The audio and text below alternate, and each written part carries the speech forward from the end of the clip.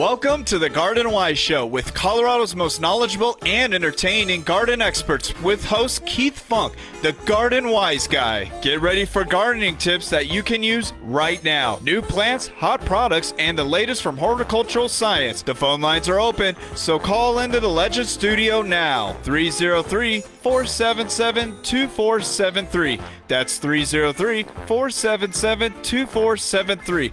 Or text your questions and photos to 303-477-5600. That's 303-477-5600. On the air since 1994, Keith and his guests have been answering your questions about gardening in the high-altitude desert of the Colorado Front Range. And now, here's your host, Keith Funk, the Garden Wise Guy. And a beautiful good morning to you for the 4th of July weekend. It's going to be a gorgeous weekend, and I hope you're all going to have fun and be safe. That's the most important part, is being safe. I'm Keith Funk. Here I am at the Garden Wise Show. That's another Saturday morning. We do this every Saturday morning. I should be used to this by now. It's only been 32 years. Should be, good Lord. So, the way this works is me, I'm Keith, and over here is Devon. Good morning, Devon. Good morning. We haven't had our coffee yet, so we're still kind of getting used to the whole thing. And plus, I set the Facebook Live up wrong and had to redo it just at the last minute, so a little frazzled. But the way this show works is that you call us. You know, that's it, that simple. You call us at 303-477-2473 and ask your gardening questions. Yep. Now, you can also text message us on your phone or your computer. Well, can you text message on a computer? Maybe. Good question. I don't know. You should be able to, but it's a really tricky, just kind of extra steps. Yeah. It's extra. Okay. You probably have to have a special app or something, right? Yeah. Anyway, on your phone. Beetle invaders. Just mix the powder with water. Hello. Sorry about that. Boy, it's a technology glitchy morning. It is. Excuse us, guys. Definitely is. Maybe you can text message us from your refrigerator. I don't know. 303-477-5600 is the text number. Then you can include a picture with that. If you have more than one picture you'd like to send them individually with individual text, because our system here will only accept one photo at a time. So if you try to send 3 at a time, we'll see one. We don't know which one it'll be, but we'll only see one, so send them in separate text. You can also go to Facebook Live. We are on Facebook Live right now. You can watch us do the radio show. You can see what we look like. Wave to the camera, Devon. Good morning, everybody. Good morning. And you can put your questions there in the comment section. So no excuses. No excuses at all. No excuses. No, but I'm gonna guess this time of year, the board lights up. We get lots of calls and lots of good questions. But also, yesterday was Friday before the 4th, so people might be out traveling. And a lot of people are out up to the mountains. That's what I've been hearing. Going camping. Is. Yeah, we're heading to the mountains. Get out of the heat. Yep. Up to where the fires are. Oh, boy. Oh, that's a scary thing. That's a whole other thing to talk about, isn't it? Oh, I know it. My wife and I, once the temperature outside drops down to 75 degrees in the evening, we turn the air conditioning off, we open up the windows, and we woke up the other morning and she said, "Have you been smoking?" I've never smoked in my life, but it's the smoke from the fires is showing up down here. It is. Well, yeah, I will have a slight cough this whole entire morning during this radio show, and it's because, I work outside. And you do. I breathe in the smoke all day, unfortunately. It's not great for lung health. Well, I've been out working in the yard, as usual. I'm still doing some planting. I still have flats of things to get in the ground, and my wife is asking me, where are you going to put this stuff? Boy, we find room. We find places, don't we? It's like Jell-O, There's always room for Jell-O. Mm-hmm. And I just created a whole new bed. Yeah, you did. Last weekend. You took the last of your lawn out of your front yard, right? Out of my front yard. Finally, it's only been on my docket for like 2 years, but yeah. Yeah, it's actually a really cool bed. I probably put in, I don't know, at least 50 plants. Yeah. Yeah. And this is all leading up to, it's not too late to plant. Yeah. Absolutely. You can plant not. all summer long, as long as you're going to be there to tend it. It just, you just have to make sure it's getting the water that it needs. Yeah, I mean, you can't plant it tomorrow and head off to Europe for 3 weeks. No. No, and of course you can't run your sprinkler system any more than those 2 days. Right. But you can do some hand watering, some spot watering. Yeah, you can hand water any day of the week. Yep. They discourage even hand watering between 10 a.m. and 6 p.m. Yep. But most people are at work or whatever Yeah. at that point of the day. So, or early morning is a great time Yeah. to do it. I prefer early morning to evening, because if you're hand watering in the evening, your plants, the foliage and so forth, is going to be wet all night, and that encourages things like slugs and mildew and other things. Yeah. So by hand watering or just general watering in principle in the morning, as the sun or just before the sun comes up, your foliage dries off quickly, Yeah. and you don't have those sorts of issues. Yeah. Can we talk about a quick little gardening myth or a watering myth? Of course, please. So the reason they recommend to not water in between the hours of 10 and 6 has nothing to do with the fact that the water droplets will burn your plants. Oh, I know was we've wondering talked where about you were this. going before. I with know that, yeah. we've talked about this one before, but Yeah. it's amazing how often I still see it floating around on the internet.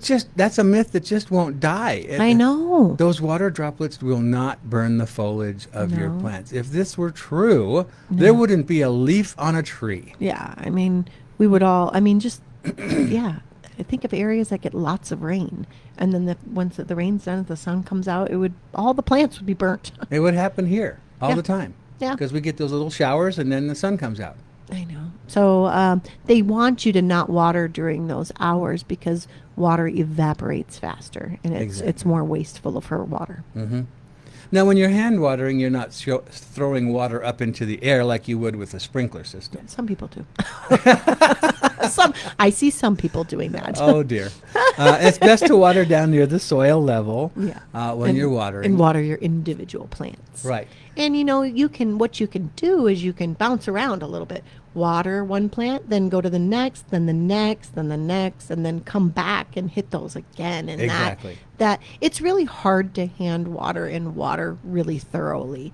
Deeply. Yes. And so by doing a handful of plants and then going back and watering it again, that allows that water to water more thoroughly and the water to go deeper. Exactly. It gives the water a chance to soak in. Yeah. Because when you're hand watering, you're putting on a great deal of water very quickly in a small square footage. And the soil just can't absorb it that fast. Yeah. So the top quarter, half an inch of soil gets super saturated, and then the water starts running off, and you think, oh, I've put enough water down because it's running off. Yeah. That's why when I plant new things, I usually create that little moat around the plant so that when I am hand watering, the water stays there where the plant is rather than running off to the side. Yeah. Yeah. And one thing you do need to remember, though, especially with trees and shrubs, if you've created that little moat around your new plants, make sure that is knocked down for the winter. You don't want water collecting in that moat and then freezing, because you know what happens when water freezes? It expands, and it can damage the trunk or the stems of your plants. Yeah. So make sure that there is not that moat there Yeah. for the winter months. Yeah.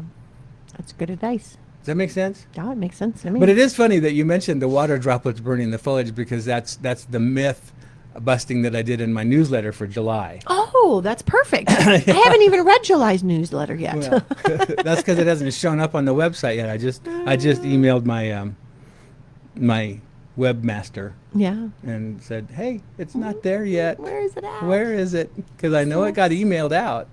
So yeah, no, it's it's a great topic. I mean, it's still. I just saw it the other day floating around on the internet. And it's been scientifically proven over and over and over and over again that doesn't happen because water droplets are the wrong shape. Yeah.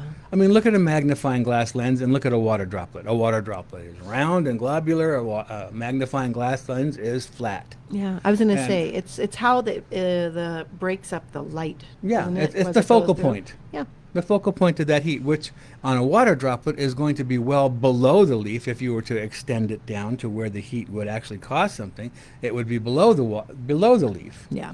not on the leaf. So forget that. That doesn't happen.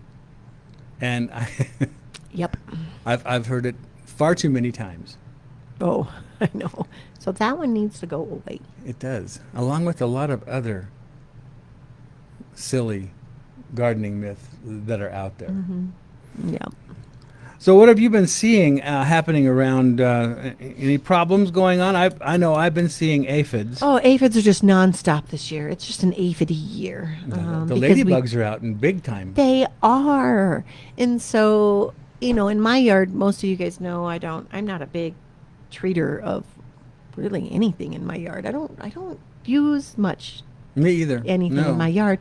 And I just kind of find that it develops into a nice balance after a while. Mm-hmm. So, if you're going to have aphids and the ladybugs show up, and, a lot of times people will want ladybugs in their yard or want to release ladybugs into their yard. But if you don't have any food in your yard for the ladybug to eat, then, They fly off. They fly off. So if you are seeing ladybugs, you're seeing Mother Nature working her work. And if you are releasing, and that's a good point, if you are Yeah. releasing ladybugs into your yard, because Yeah. you know where you have aphids, that sort of thing, Yeah. do it in the evening, just before it gets dark, because they won't fly away then. If you do it the beginning of the day, they warm up and they fly off and go look for food. Well, you want them to stay there, and don't release the whole package at once. Yeah. Release a few over several days in the evening. Yeah. And they're more likely to stick around in your yard. Now, lacewings are great. If you're not I've been familiar noticing with them around too. yeah, if you don't know what a lacewing is, look that up on the internet. It's a little green, beautiful green, narrow-bodied insect with Yeah. long, almost dragonfly-like wings. They're small, but they go after the aphids, and so do hoverfly larvae. Oh, I didn't know hoverfly larva did. Yes, and Yeah. hoverflies are one of our great pollinators out there. Yeah. So if you Yeah, can they're encourage them with flowers, you'll have hoverflies, and the hoverflies lay their eggs on your plants, and the eggs hatch out, and they go looking for food because they're carnivorous. They Yeah. don't eat your plants. Yeah. And Japanese beetles are out. I saw my first 2 yesterday in my yard. And that is, I will say, one thing I do treat. I don't. Oh, you're gonna look at me bad. I don't get them in my yard. Because of where you're located. No, I don't know. I just don't get them. I mean, I might get a total of like 20 throughout the whole season, Yeah. maybe. And I have roses, and I'll find them sometimes on my basil. Oh, they do like basil. Yeah, they do like basil. And any of the hibiscus family. Mm-hmm. Yeah, although they're not on my perennial hibiscus or anything like that. Cannas, I mean, they love cannas. I've even seen them Dahlias. chew. They even chew on my banana leaves Oh, interesting. Yeah, and make little holes. yeah. But I also encourage a heavy bird population Yeah. in my yard. Mm-hmm. So that's another great a great thing to do is encourage, things like birds, because birds will eat them. Absolutely. And then if you do have to spray, Yeah. our recommended go-to is something safe, non-toxic, to the beneficials and that sort of thing. It's a bacteria byproduct. It's not a live bacteria. Some people think it's a live bacteria. It's called beetle gone. Yeah. And it's not a live bacteria. It's a protein created from the processing of that Bacillus thuringiensis or yeah. something, whatever it is. I don't remember which one it is. But It's thuringiensis. But okay, but which is it? Israeliensis or It is. I don't remember which Okay. subspecies? subspecies. I'm like, Yeah. is that the? Which reminds me, if Apologize you've got if that's the wrong terminology. water barrels, Yeah, this is a different type of BT. Yeah, if you've got water barrels, there's some things called mosquito dunks Yeah. or mosquito bits. I would encourage you to sprinkle those into your water barrels. And if you've noticed a few mosquitoes in your yard bothering you, if you're out in your yard at night, just put some little, like, 2-gallon buckets of water. Put a screen over the top of it so animals don't get into it and drown. Yeah. But you can get rid of your mosquitoes by doing that, by putting them around tucked into With the your mosquito landscape dunks with in the it? mosquito dunks in it. Yeah, I can Yeah. see that would work too. Yeah, but we were talking about the beetle gun. Sure. It's very specific to scarab beetles, which are things like rose chafers, which are mean, and strawberry root weevils are they're not a scarab, but they're a weevil that It detects, works yeah. on it. Any Japanese root weevil that works on. Yep, any Japanese beetle, any June bugs, that scarab beetle Yeah. look. It's very specific to them. So it will not harm bees or ladybugs or butterflies, or even if a bird eats a Japanese beetle that has eaten the beetle gone, it won't hurt the bird. Yeah. So it's good. Yeah, It's good stuff. and you buy it as a powder. It's not particularly cheap, but it's so effective. And it goes a long way. And it does go a long way. I've almost gone through a whole gallon this week of it. Okay. 'Cause Not I in your spray- yard. Not in my yard. It is one thing that I will spray in my yard, though. So if I had a Japanese beetle problem, and I don't, but if I did, I wouldn't hesitate to spray that and treat, because it's so specific to that bug.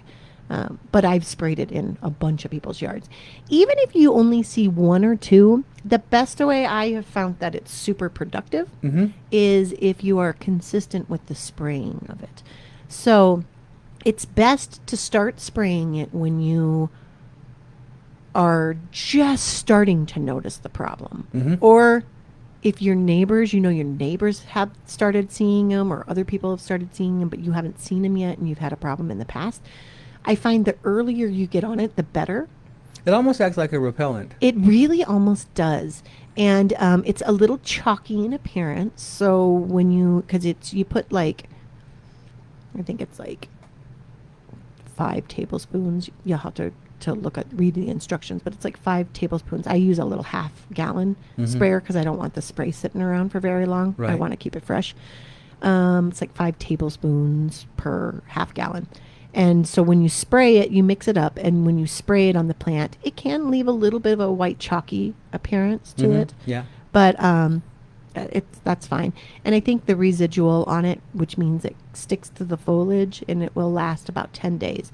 I find that if I just get on a schedule of spraying the plant once a week with it, then Yeah. I really have very little problems. Yeah. Yeah. So that's called Beetle Gone. And you'll find that at the independent garden centers. You won't find it at the big box stores or the No. grocery store or anything like that. No. So definitely be watching for that. As soon like I said, I saw my first 2 yesterday, and I was very upset. What are they on? Hollyhocks. Oh, yeah, they like hollyhocks. Yeah. I suddenly noticed that there was a sudden reduction in flowers. And so that's my cue to go out there and look for the problem. I thought it might be hollyhock weevil. But I had already treated for that. Will this work on a hollyhock weevil? Yes. Yeah, Yeah. that's what I thought. And that's what we talked to John about it last week from Phylum, who makes the product. And I love their tagline, treat the pest and not the rest. I like that too. Isn't that a great Yeah, it's a tagline? great- Yeah.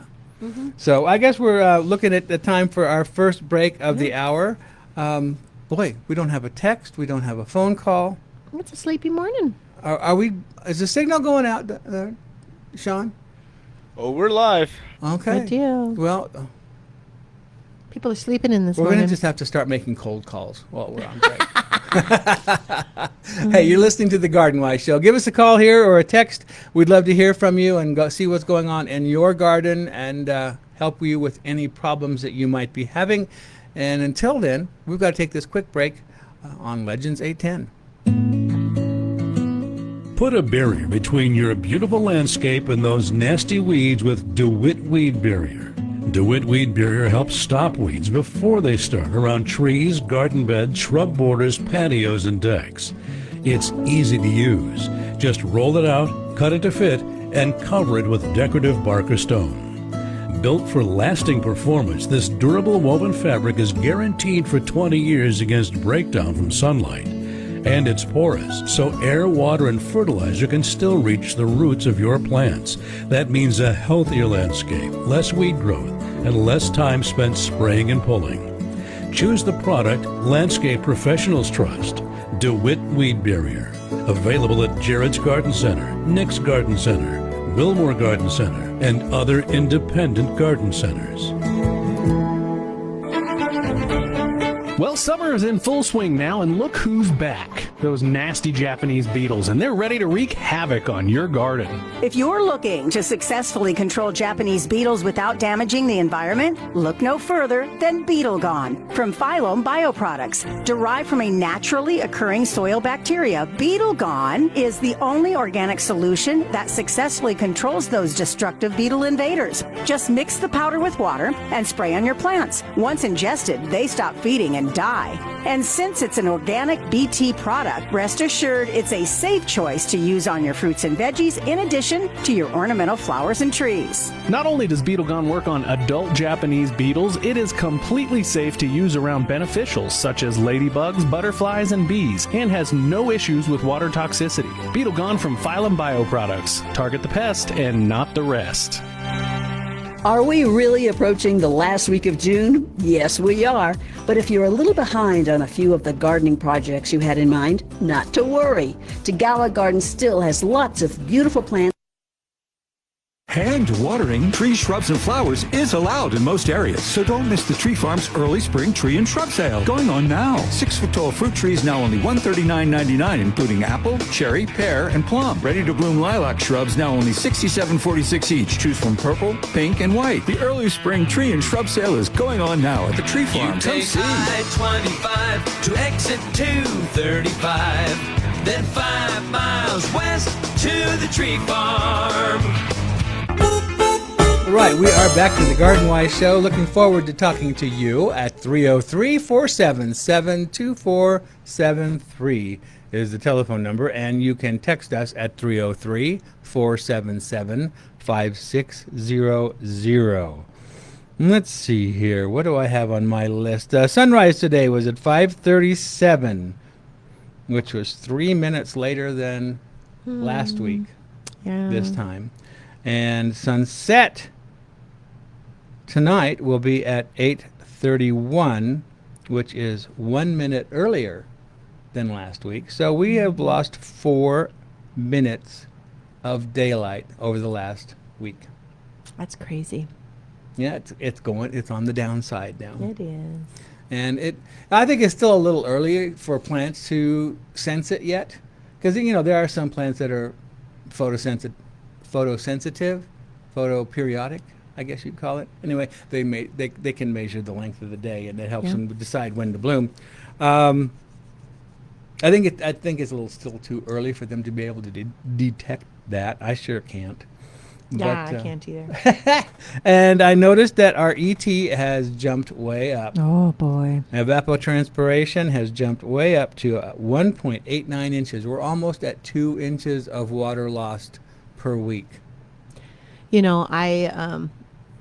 Everything in my yards, my plants are hanging in there. Yeah. My trees, my shrubs, they're not showing signs yet of stress. My vegetable garden, I am hand watering extra my vegetable garden. Yeah. But they're hanging in there. But you want to know what's struggling right now? What? Chugga. She's having a hard time, the lawn. I'm behaving myself with the lawn at 2 days a week. But I have literally, it's probably about 800 to 1,000 square feet in my backyard. That's all the lawn that I have left in my yard. I have dogs. They need to be able to run around. Yes. I do like a good lawn. But that my lawn is struggling with this dry. It's expected. I mean, even in a good year, lawns struggle. Yeah. And in July and August here. Yeah. Because the light intensity is so intense here up a mile high. The lack of humidity doesn't help. Yeah. And the lack of rain doesn't help. And the fact that we got zero moisture this winter, and it was hot and it was dry, and that's really a huge contributor to everything. I mean, yeah. So But the nice thing is that they recover. they do. I mean, especially if you have a bluegrass yard. I think bluegrass gets a really bad rap in that, yes, it does take water to keep it green, but if you don't give it water, it goes dormant. It doesn't die, it goes dormant. Yeah. Yeah. Now, if you've got a fescue lawn, if you've got a perennial ryegrass lawn, you stop watering it, it doesn't just go dormant, it goes dead. Yeah, it goes dead. So I think that's one of the benefits of bluegrass is that you can stop watering it altogether, and it'll go brown. Yeah. But then later on, once you start getting some moisture on it, it'll pop right back. Yeah. I'm just hoping we get a good monsoonal flow this year. That'll help. That should be starting hopefully soon. And there is grass paint. There is. I mean, I'm not kidding you. There is there's grass paint. Good grass paint. And, the professionals use it on football fields and that sort of thing for television. It doesn't hurt the grass. It doesn't hurt you. It doesn't hurt your pets as long as you don't let them run around on it while it's still drying. Well, But if you have a blue-green, because it's kind of a blue-green. It's not like a green. It's kind of like what they spray Christmas trees with. Oh, the stuff I've seen is it's a really nice green. Yeah, it's kind of like a bluish green. And the more coats you put on, the darker it gets. Yeah. So you can sort of match it to the surrounding areas. If you've got a hot spot in your lawn that, wedding venues use it. Oh. For their lawn areas, because once it dries, it doesn't, if the bride walks across with her white wedding dress dragging behind her, it's not going to stain it. But yeah, the lawn paint is out there. Yeah. You can Google it. You can see pictures of it. Oh yeah, it's Kinda easy funny. to apply. You apply it with a sprayer, not a brush. You used to be able to buy it at the garden centers. Can you still? You might be able to. Yeah. I remember it used to be a garden center item. Yeah. Back in what? When was that last really nasty? Was it 2012 or 2012? 2012 was a really bad year too. I think. Yeah. Okay. Yeah. And it became pretty widely available and used, and that was kind of fun to use. It was fun. Yeah. The distributor I worked for had a lawn area out front, and so I asked the warehouse manager. It was probably December, and I said, "Would you go out there and just spray the lawn green?" Yeah. Because it wasn't. And he did, and it looked like, midsummer green. And people would come up and knock on the door and say, "What are you doing watering your grass this time of year?" Oh my God, that's funny. Oh my God, that's funny. So, yeah, it looked pretty real. It looked a whole lot more real than a fake turf. Exactly. So, all right, we do have some text messages. Thank you for doing that. I appreciate all of you doing that. Let's see. My backyard north of Longmont, sunrise yesterday. This, Keith, is with the trees. Oh, look at how pretty that is. spade- That's like postcard worthy. Yeah, it is. That's a frameable picture. I know. This is with trees that he spade trucked in. Oh, I don't know who this is from, pine or but something. it says, "I'll talk to you later." I have a funny feeling this is from Scott, my buddy Scott, because he would be the one who has access to a spade truck. But it's a picture of this beautiful orange and yellow and pink sunrise with the sun coming up above a farmhouse with some trees and a windmill in the foreground, and it's some just ornamental grasses, pines framing. I Yeah. mean, it's well done. well done. That's the only positive thing about the forest or any kind of fire in your neighborhood. You always get beautiful sunrises and sunsets. Yes, absolutely. Clouds So are thank you for beautiful. sending that. I would imagine it's my buddy Scott. Let's see. Good morning. Need to know what type of flower this is. Keep or dig it out. Is it a type of milkweed? And this is from Mike. So can we see that photo, Mr. Sean boy? It's that is a type of is a milkweed. Asclepias speciosa. Yeah. and it can be a little bit of a bully. It can sucker up in other places of the yard, but it is great for pollinators. It's great for monarch butterflies. It's a beautiful pink flower. They lay their eggs on the leaves, don't they? Yes. So it's a food source leaf wise. Yeah. Like when the larva hatches out, or the caterpillar hatches out, they eat the foliage. Right. But then also the flower is also a source To attract. for the nectar for a mature butterfly. Yeah. Yeah. And other pollinators. Exactly. They're heavy nectar producing plants. So they benefit more than just the monarch. They benefit lots of the non-invasive species is Asclepias tuberosa, Yep, and that's which an is the orange one. I have Yeah. that blooming right now in my yard. Me too. Yeah. I love that one. I do too. And it now comes in a number of different colors, anywhere from bright yellow to a deep red, I and didn't know every that. shade in between. But look for that. It's called milkweed, or most people call it butterfly weed. I think it's a prettier name. Sure. And so the best way to control that when it does sucker is just to dig those suckers kind of out, correct? That or pull them. Yeah. Yeah. I find when you pull them, they just break off at the surface. Oh, do you? Yeah, but I mean, you could maintain it Moist that way. soil will help. Yeah. And that usually does come into, that particular species usually comes into a wetter area of the yard. Yeah. The tuberosa, the orange one, will take very dry conditions. It's a Very great one dry. for our Colorado. I'm not going to call it xeriscape. I hate the name xeriscape, but ColoradoScape. Yep. Much better for that. So beneficial though. Very. And- And I find that it reseeds in my yard. Tuberosa? Tuberosa. 100%. Yeah. It puts up these wonderful seed pods. Yeah. And so I don't cut them down in the fall. I leave them up because they're so interesting to look at. But when they do burst open in late summer, and all this fluffy, puffy stuff comes out and floats away, and then you find it in bizarre places in the yard. Yeah, you Mother do. Nature knows where she wants to be. I know. It's the coolest thing, though. Their seed pods are so fun. Even the Speciosa, the one that you've got a picture of, they produce these big, huge seed pods, Yes. too, with big, tufty fluff inside of them. Now, They're fun. Speciosa, this pink one, there's one called, I think, Ice Ballet or something like Yeah. that. They can get 4 or 5 feet tall Yeah, they're big. pretty easily. Showy. Tuberosa usually stays in that 3 foot or less Yeah. area. Where they're growing in my yard is dry. There's no irrigation in there. And, they stay about 2 feet Yeah. for me. So, But they bloom anyway. oh, yeah. And they're such tough little plants. And it's hard to find a good orange in your yard, color-wise. There's not a ton of things that are orange. And it is it's like a Crayola crayon box orange. It's just, it's really pretty.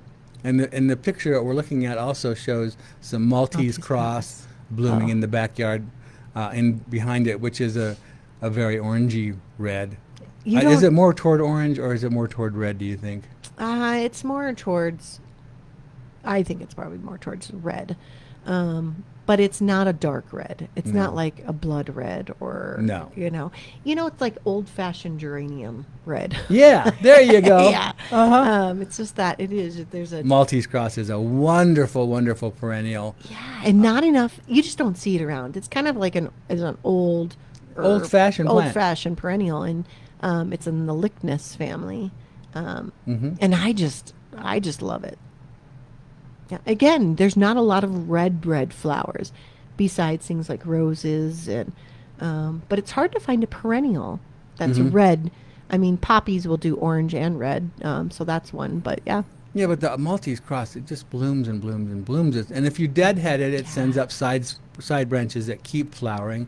If you don't deadhead it and let it go to seed, it'll send up little volunteers here and there. Yeah, that's the nice thing about it is Yeah. it will reseed. And it blooms the first year from seed. Yeah, you sometimes you might need to stake them. They get taller, Oh, so yeah. they're a good at least 30 incher to 3 feet, and but sometimes they might need some staking. I just planted in with other taller plants that have stiffer stems, like peonies and things like that, so that if they do need to lean against something, there's something already there. Yep. Because I don't know about the rest of you, but by the time I figure out something needs to be staked, it's already falling over. Yeah. And that's a really difficult stage of growth to stake and make it look natural. Yeah. Yeah. The stems get all wonky and, they try to follow the sun and go Yeah. in weird directions. So if you know you have something that's going to need to be staked, do it early. Do it when the plants are just coming up. You know what are really nice, especially ones that have a good amount of foliage to it, is those grow-through stakes. So they're like for peonies and Oh, the stuff. grid? The grid. So it's Yeah. a circle, and then there's a grid pattern, and then you just put it on the ground at the beginning of the season, and the plant grows up through it, and then you just shimmy it up the plant and put it on stakes Yeah. as it gets taller. And those tend to not be very noticeable. I did that to my monk's hood, which always falls over. And it's a good 4 feet tall right now in full bloom. And normally, I'm having to go through and kind of push the sides in and make sure it's down. Well, this year I put the grid on when it was only about 6 inches tall. Yeah. But I put the grid, a good foot or more up above. So, and the plant just kind of grows up through the grid, and the grid disappears. Yeah. You it can't does. tell it's there. Yeah, it's great for that. Yeah. Works great for things like crocosmia, which has a tendency to fall over. The tall daisies. Yeah. It would work really good for. Yeah, a lot of those that sometimes have those little bit. I mean, of course, they work extremely well for peonies. Yes. That's the only thing I put on peonies. I don't like peony rings. I like the grow through grids because with the peony rings, once the peonies flower and the heads are all heavy, they all gather around the outside of the ring, and the center of the plant is vacant. Well, and then lots of times too, it'll grow over toward the outside of the ring, and then the weight of the flowers aren't supported, so then they break. They break. They yeah. kind of bend and flop over the outside ring of the peony. So yeah. Now, I've seen some people use branches and just take branch trimmings from trees and stick them in the ground, and then the plants grow up through that. Yeah, and then the branches help kind of support. Right, and I've tried that too, and that works pretty well. Yeah, it's so cool. It's a cool look. So there's a number of different ways to stake things, but start early. Because trying to put a girdle on a plant that's already up is doesn't work. You end real up well. breaking the stems. Yeah. Let's see. Where are we at? Yeah. Another text message here from Dave. Says, howdy guys, my pole beans are growing taller than my supports. Should I cut them off or retain them back down retrain them back down the wire? Yeah, his pic didn't come through. I texted him to try to resend it. Okay. I'm sorry, Dave, your picture didn't come through, but I get the general idea. And yeah, with pole beans, you do need 7 or 8 foot tall supports for those. You know what my new favorite thing to do is What's just that? do branches, tree branches, like long tree branches, and make teepee poles out Teepee of tree poles? branches. Yeah. Because I think 5 or 6 feet is bamboo stakes is about as tall of bamboo stakes as you Yeah. can buy, and then by the time you stick that into the ground, at least a foot. Yeah. They might not be tall enough. The cleverest thing I ever saw What? for pole beans was I don't know if it was a 4x4, probably a 4x4 post in the ground that was a good 8 feet tall with a bicycle tire at the top. Oh. And the bicycle tire didn't rotate, but then you could run your support strings down all the way around the bicycle tire. Yeah. And I saw that too. It was so cute. that was pretty clever. I thought that was well thought out. But Dave, you can retrain the stems, carefully back down. They are a little bit brittle, so they may break. Cutting them off is going to reduce your harvest, so try to maintain as much of the vine as you can. Yeah. And if you don't do anything, they'll keep kind of wanting to go up, and then eventually They'll their weight, they'll flop naturally over. flop over. Yeah, which makes them a little more difficult to pick. But if you can't extend the existing trellis or support, then I wouldn't cut them back. Yeah, no. And oddly enough, pole beans is what the Japanese beetles go after. It's the reason I don't do pole beans. The bush beans are fine. The bush beans, they don't bother at all, but the No. pole beans they love. So I don't. Yeah, it's interesting. So weird. I do bush beans. My garlic is out of the ground, and I need to get my bush beans planted. Yeah. So I put the bush beans in because they are a crop that you can plant a little bit later. Oh, yeah. And be fine. And so when my garlic goes out, my bush beans go in to their little home. You can still plant cucumbers now from seed directly in the ground. You Yeah. can plant squash like Zucchini. courgettes. Courgettes. Yeah, zucchini or the summer type squash. Yeah. And Carrots. If you do carrots, you want to make sure that you water the seeds in really well and then throw something over it. A lot of people will use like cardboard or floating row cover, or why is that? Or I've even seen people use like a 2x6 because carrots like to stay moist to germinate well. Sure. And they're difficult. They're kind of a bugger to germinate without regular watering anyways. And so by putting something over that, it helps keep the moisture evaporating out of the soil too quickly. And regulate in this the heat. soil temperature, And too. yeah, regulates the soil temperature. And so that you have better germination. Mm-hmm. But And you have to sow check them- it daily. Sow them thinly. Unless you're planning on going through and thinning them out. Because you want to thin carrots out probably, 2 inches apart? Yeah. So that they can form correctly. And I've also found that if you have grown carrots in the past and when you pull them they're all forked and have legs, that it's an indication that that area was freshly manured before you planted. So Sure.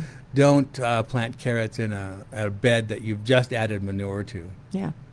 And they like a loose root base. So,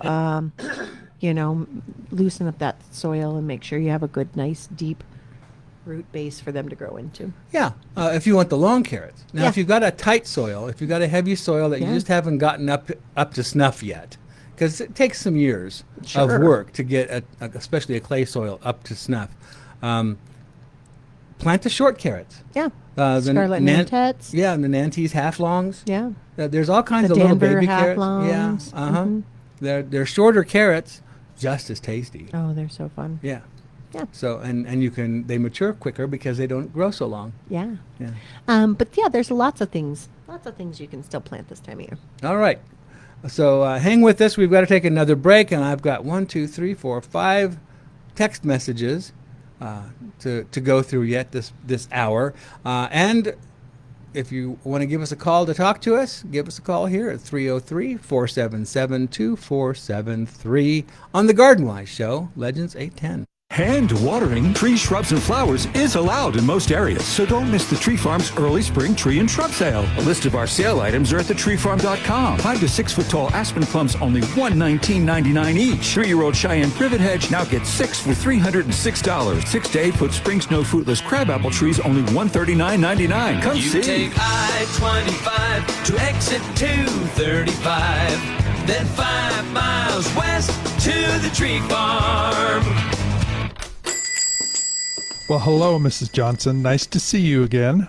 What's that you have in the bag? It's my tomatoes. Just look at this. The bottom side of all the largest fruit is turning into a nasty brown color. It's gross. My family won't eat these. What am I going to do? Okay, relax, Barbara. Your tomatoes have an easy-to-fix condition called blossom end rot. And you're right, it's nasty looking. But fortunately, it's not a disease, just a mild calcium deficiency, which is usually brought on by letting your plants get too dry between waterings. So I'm going to recommend you start using this Fertilome Yield Booster for tomatoes. This yield booster will supply the extra calcium your plants need to save the rest of your crop. Is it easy to use? I don't want to have to mix anything. You know, it couldn't be easier. Yield Booster comes pre-mixed in this handy trigger sprayer. All you have to do is spray the leaves and fruit weekly for at least 3 applications, and you'll have bigger, better tomatoes than ever before. Oh, what a relief. Bill, you've made my day. Better give me 2 of those bottles of Fertilome Yield Booster. I have lots of tomato plants. And you can find Fertilome Yield Booster at Jared's Nursery in Littleton, Nick's Garden Center and Farm Market in Aurora, the Tree Farm in Longmont, and other Fertilome dealers. And remember, if you're not satisfied with the Fertilome product for any reason, you can bring it back for an exchange or a full refund, guaranteed. Watering restrictions are here, and every drop matters. So how do you keep your trees, shrubs, and lawn healthy while using less water? Twin Oaks Tree Experts has a smart solution: wetting agents. When soil becomes dry or compacted, water often runs off or evaporates before it ever reaches the roots. Wetting agents fix that problem by helping water soak deep into the soil, right where your plants need it most. That means your trees, shrubs, perennials, and lawn get more benefit from every drop of water with far less waste. You'll see reduced drought stress, stronger root systems, and healthier plants even during watering restrictions. It's a smarter, more efficient way to protect your landscape while staying compliant with local watering limits. Since 1998, Twin Oaks has been staffed with internationally certified arborists, making them your one-stop shop for expert tree and plant care. Call or text 720-263-2337 or schedule online at twinoaksusa.com. Twin Oaks Tree Experts, helping you do more with less water all season long. It's like the difference between soft, gentle rain and a monsoon. That's how I compare the effect of a dram rain wand on plants to the hard blast of a typical spray nozzle attachment to your garden hose. Water flows through 400 tiny holes in the dram rain wand's soft shower nozzle to bathe and refresh your plants, not damage them or wash away soil. Its handy-reach handle has a 60-degree bend and conveniently extends to more distant garden rows and hanging baskets. And there's a fingertip shutoff valve. No wonder professional growers in the greenhouses and nurseries use dram watering tools. Today, there are imitators, but nothing matches the superior quality of the original, invented over 50 years ago. They're simply the best. Dram watering tools are available at Tagawa Gardens in Centennial, Nick's Garden Center in Aurora, and Jared's Garden Center in Littleton. Hand watering tree, shrubs, and flowers is allowed in most areas, so don't miss the Tree Farm's early spring tree and shrub sale going on now. See what's on sale at thetreefarm.com. 7 to 8 foot tall autumn blaze maple trees now only $139.99. 5-year-old 4 to 5 foot tall Austrian pine trees now only $219.99. The early spring tree and shrub sale is going on now at Come See. I-25 to exit 235, then 5 miles west to the tree farm. All right, we are back to the GardenWise Show, and I'm looking at a picture of pole beans that Keith in Longmont Nope, sent. that Dave sent. Dave? I thought it was Keith. Nope. This is a different conversation.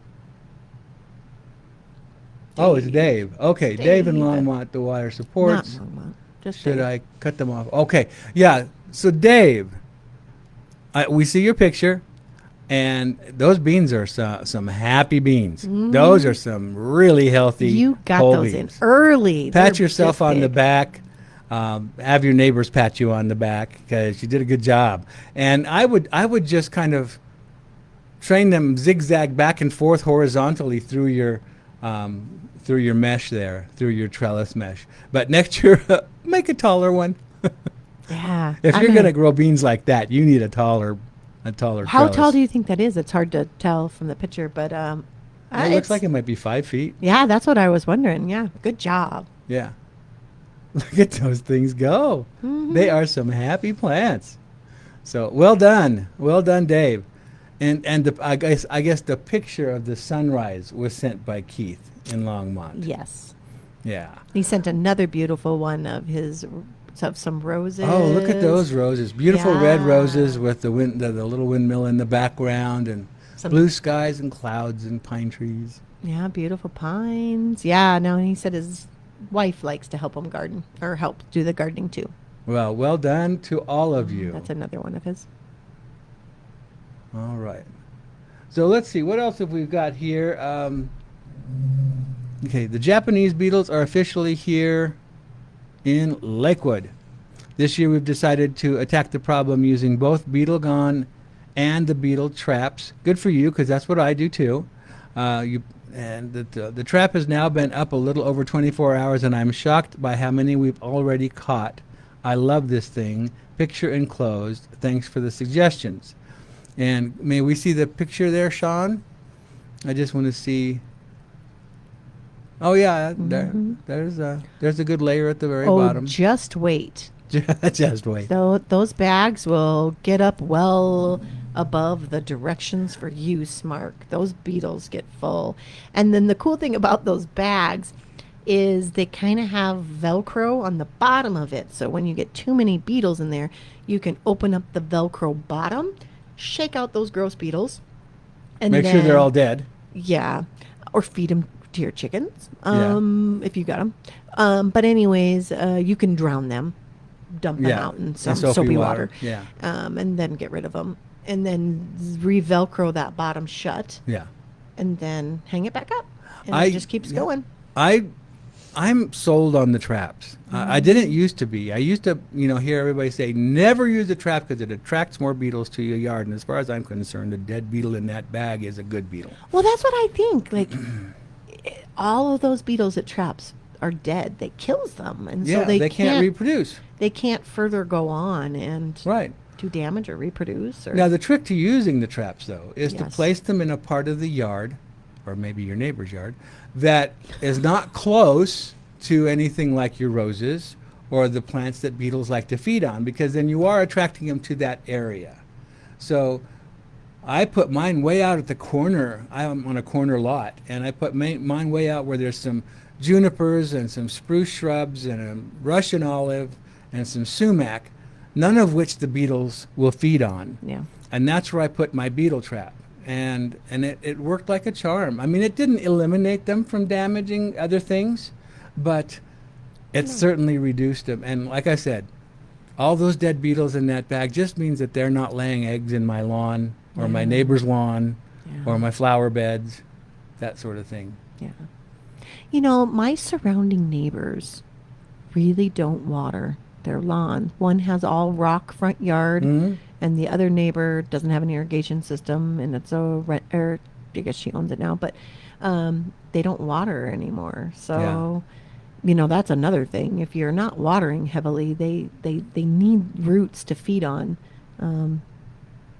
during the they like moist fall soil and in the early spring, and so and my neighbor behind me is a rental, so they don't water their lawn, and I mean, that helps, but that could be why I don't have a very large population.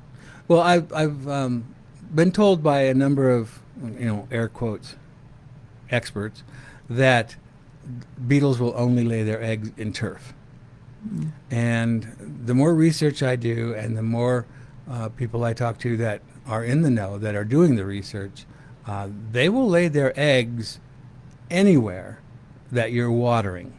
Anywhere that there's moist soil. So that could be in your perennials. It could be in your vegetable garden.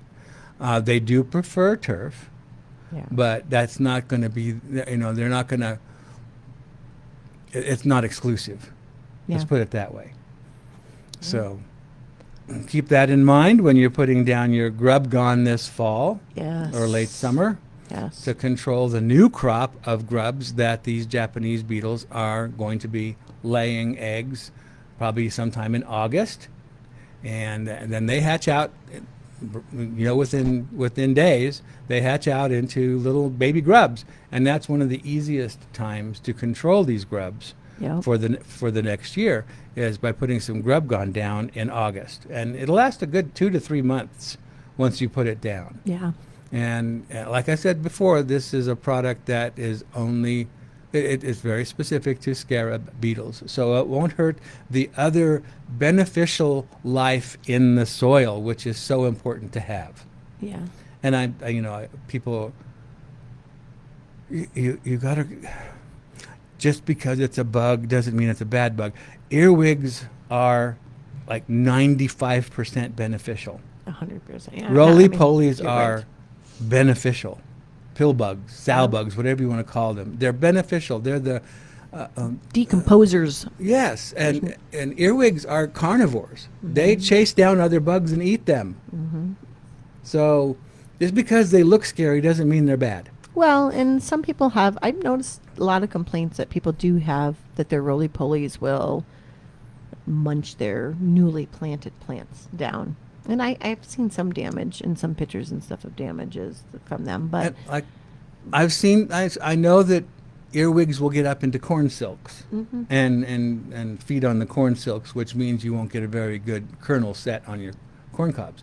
But like I said, they're 95% beneficial. But you have to think too, if you're going after and trying to kill the earwigs or the roly-polies, your broad, those chemicals used to kill those specific insects are broad range. I mean, Yeah. you're killing everything in that area and in the soil. So Yeah, and the life in the soil is vital. Yeah. To maintain, and people see earwigs in their flowers, like dahlia flowers or Mhm. marigold flowers or things like that when they're picking them for a bouquet, and earwigs drop out, and oh, they're eating my flowers. No, they're waiting to ambush a bug. yeah, it's nice and cool in there too. Yeah. They know that bugs are attracted to flowers. They're up in the flower. They're waiting for a bug to come by and grab. Yeah, I see that too a lot with people complaining about like tomato hornworms. But tomato hornworms turn into hummingbird moths, and so those are a fabulous pollinator, and I love them. I haven't seen them yet. No, I haven't seen any yet. But I've seen a lot of swallowtail butterflies, seen the swallowtails tiger lately. swallowtails, the yellow and black ones. A lot more than I've seen in years. And that particular butterfly feeds on, the larvae feed on dill and fennel. Yeah, they love that family. So I always make sure I have some sacrificial dill and fennel. Well, and that's one thing you can do to for like the tomato hornworm as well. You can have a sacrificial like tomato plant. Yeah. That you even if it's just a potted one in a 5-gallon pot, you can take and move your tomato hornworms to that sacrificial tomato. Because what they turn into is well more beneficial than the damage that they're doing, I think, personally. Now there are other hornworms. Yeah. Did you know? Each species of hornworm is sort of specific to its host plant. Yeah. I've seen them on crabapple trees, on lilacs, on a number of different plants, and they're each a different species. They all look like hummingbird moths. Yeah. But they're each a different species. Yeah. So many times insects are very host plant specific. So if you find them on your tomatoes, they're not going to be on your peppers or what have you. Yep. So let's see what else we got going on here. Oh boy, we're almost to the top of the hour. The telephone number here is 303-477-2473 if you'd like to give us a call, and we can chat about what's going on in your yard. But for right now, Jerry in Thornton, roses have been challenging this season. They show symptoms of aphids and or drought, have applied 8 with no effect. Beetles on my Asante dogwood. Can we see the photo, please? And there it is. Oh my goodness. Okay, so I see some pink roses, some healthy foliage, but some foliage looks really Spider mitey almost. Spider mitey, yeah. Can you zoom in on those brown foliage leaves? It looks spider mites, but and depending on what you're using on your roses, yeah, it might not does work look, for mites. It does look very spider mite. Now those are healthy leaves. Scroll down. Even those healthy leaves are showing. Yeah. Right in there, that area there, that's definitely spider mites. Yeah, that looks like spider mites. Spider mites and maybe a little bit of mildew. Yeah. Yeah, that looks a little mildewy. Yeah. So, the question is what to use, and there aren't many miticides left on the market, because spider mites are not a true insect. So most of our insecticides that we use for things like aphids and what have you, don't do a whole lot to spider mites. They're an arachnid. They're Yeah. in the spider family. So that means they have a kind of a thicker exoskeleton that most True. chemicals don't permeate. Well, that, and they have a different body chemistry. Yeah.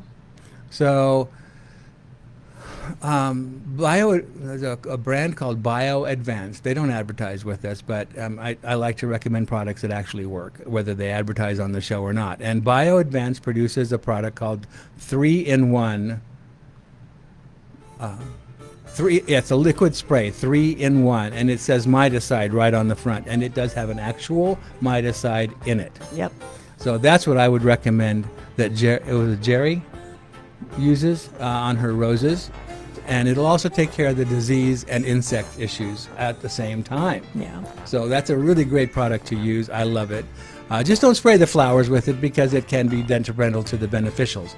That music means we've got to get out of here for the top of the hour break, but we will be back for the second hour of the GardenWise show.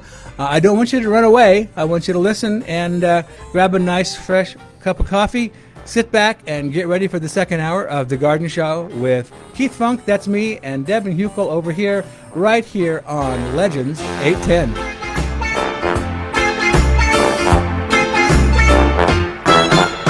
I was beginning to think. This is KLVZ. I was beginning to think it too. 810 I was like, AM HD, Brighton, on our Denver. next break, I'm like, KLVZ FM 94.3 and Now all of a 95.3. sudden the phone Streaming call. at legends953.com. Stop, and all these calls came in. I was like, oh, thank Welcome to the GardenWise Show with Colorado's most knowledgeable and entertaining garden experts with host Keith Funk, the GardenWise guy. Get ready for gardening tips that you can use right now. New plants, hot products, and the latest from horticultural science. The phone lines are open, so call into the Legend Studio now. 303-477-2473. That's 303-477-2473. Or text your questions and photos to 303-477-5600. That's 303-477-5600. On the air since 1994, Keith and his guests have been answering your questions about gardening in the high-altitude desert of the Colorado Front Range. And now, here's your host, Keith Funk, the GardenWise guy. And good morning to everybody out there listening to the GardenWise show. My name is Keith, and we have Devon joining us today, and some phantom music. I know. So it's Mercury retrograde. Isn't that what they say? Is that it? There's Yeah. technology disruptions when it's Mercury retrograde or something like that. Well, thank you for listening to the GardenWise show. We are also on Facebook Live right now, so you can tune into our Facebook channel. That would be the GardenWise show on Facebook, and you can watch the show on Facebook and put your questions in the comment section if you like. Right now we have Jackie on the line out in Highlands, looks like Highlands Ranch maybe. Good morning, Jackie. Hello, Jackie. You there? I can hear it in the background. There's a delay, so she's not catching it live. Jackie, good morning. Hello. Hello, Jackie. Oh, well. We'll try to get her on. We'll get her back. Absolutely. In the meantime, let's go to Mary, okay? Good morning, Mary. Hello, Mary. Are you there? No, he's still maybe on Jackie. I hear somebody in the background. Mary, can you hear us? Oh, we're okay. We're going to figure this out. We'll get back to the phones. Mary and Jackie, don't hang up. We're trying to figure out why we're not connecting properly. But in the meantime, we've got some text messages here. Let's see what we've got. Oh, those pole beans are 7 feet tall. 7 feet tall, my goodness. I know. We thought they were 5 feet. Yeah. Okay. Only one Japanese beetle so far, he said. Well, good for you. There'll be more. Yeah. Let's see. You can here. also pick them off by hand.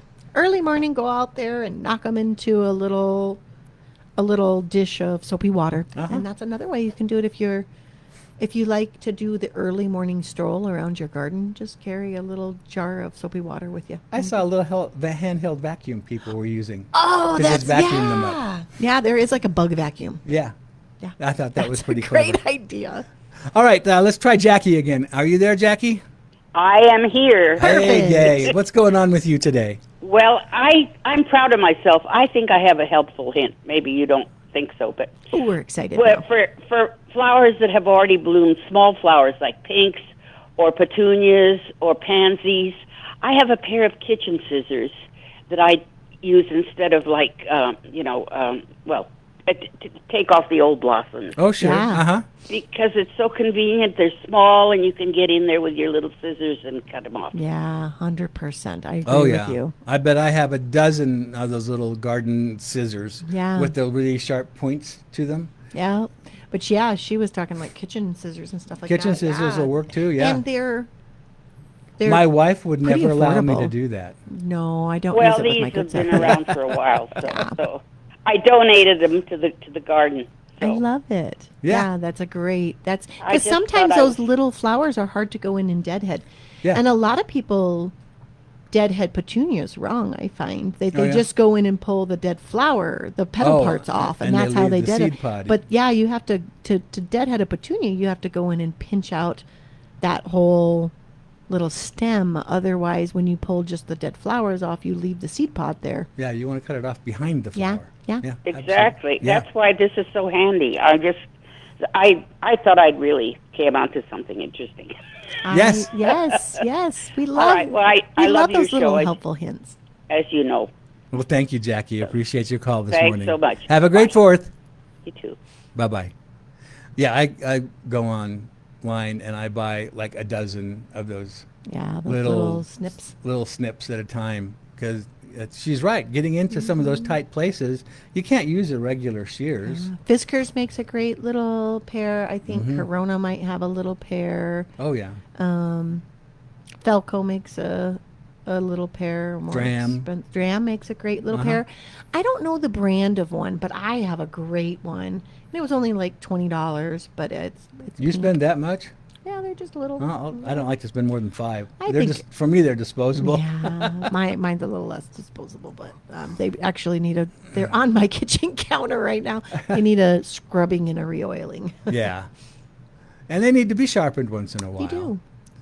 I got this great handheld thing that you just run the blade through it while you're holding this tool, and it sharpens That's great. your scissors and your secateurs. My secateurs are needing some desperate love.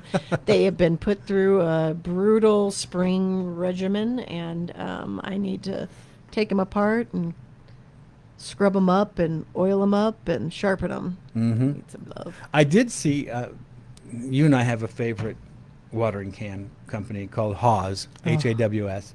I saw an advertisement for them on my Facebook feed. And you can buy the 2-gallon Haws metal watering can with the long spout Yep. with 6 different heads. No. Yes, brass heads that you can put on and off. Oh, don't And tell they're me that. They're the slide on and off instead of the screw on and off. Yeah, I like the I'm not slide so on. much. I don't like the screw on and off when Yeah, it's too no, much of a hassle. It takes seconds longer to take it off.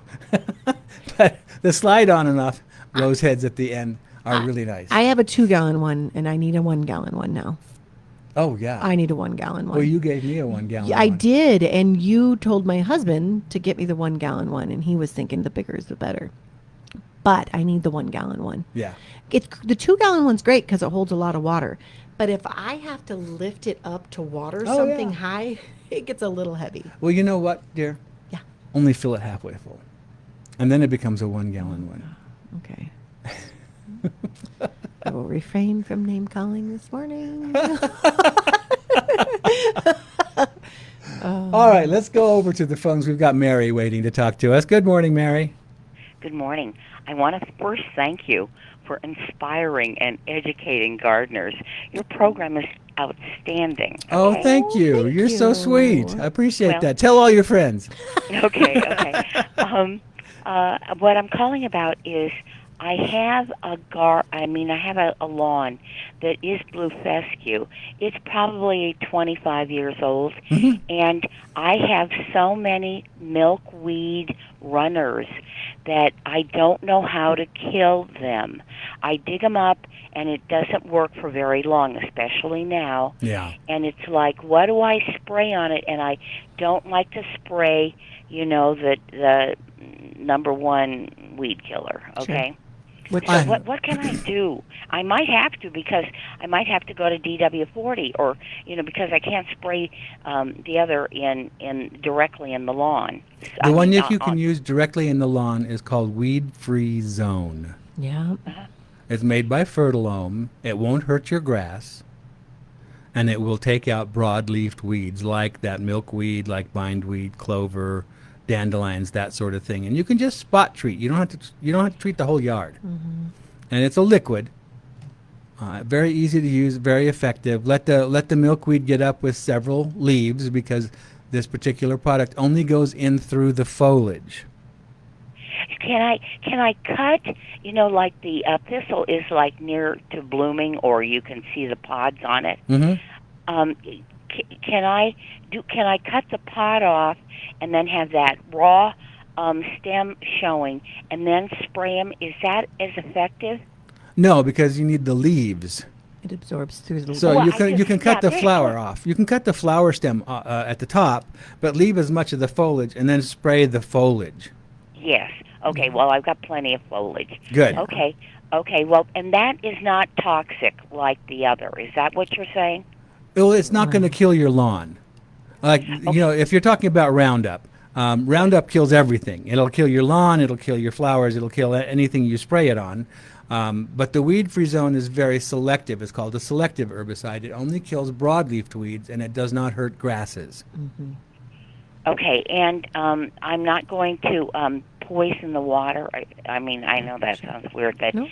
WD-40, I think 2,4-D. is, well, I mean, 2,4-D, what is it called? 2,4-D? Mm-hmm. Yeah. 2,4-D, okay. Gotcha. That is a toxic to the water supply, right? Well, only if it gets into the water, and that only happens when you overspray. If you're applying way too much of it and it rains and then it washes into the gutters and into the streams, then that's a problem. But if you're paying attention to the weather, you only spray in the early morning when it's not windy or breezy. You don't have to spray the plant until it's dripping wet onto the ground. And you don't want it to rain within a few hours. So if you're responsible, those sorts of things don't get into the water supply because you're applying them correctly. And you're spot treating. You're not, using a hose and sprayer and spraying it willy-nilly. Right. And with this other, should I use those same instructions? Make sure the water, it's not going to rain and it's not going to be windy. Correct. Yes. With the weed-free zone, you want it to be a nice, still, cool part of the day. You don't, and since it's going to be used in the lawn, you don't want to mow first. You want to let the weeds get up to size so that there's some foliage to spray. Let that be absorbed by the foliage for a couple of days before you bring the mower out or before you water. Cool. Okay, you're absolutely fantastic. Appreciate it a lot. Okay, thanks. You're welcome. Thanks for calling this morning. You're welcome. Bye. Bye-bye. Weed killers can be a tricky business. Yes. To know which one's the best. But the one reason I like weed-free zone is it's really effective. Mm-hmm. So in some of the other weed killers, selective weed killers, you might have to treat 2-3 times repeating to get the same effects. Yeah. And I find a lot of times the weed-free zone will just zap it in one round of spray. And the trick is to making sure there's plenty of foliage on the plant that you want to kill. Yeah. Because one thing that's happened over the years is the weed killers, in back in the day, would go in through the soil and attack at the root level through the soil, which meant that poison had to go into the soil. Yeah. Now, most of those, like dicamba, are nearly impossible to get, and because they would build up in the soil over time and start killing tree roots and what have you.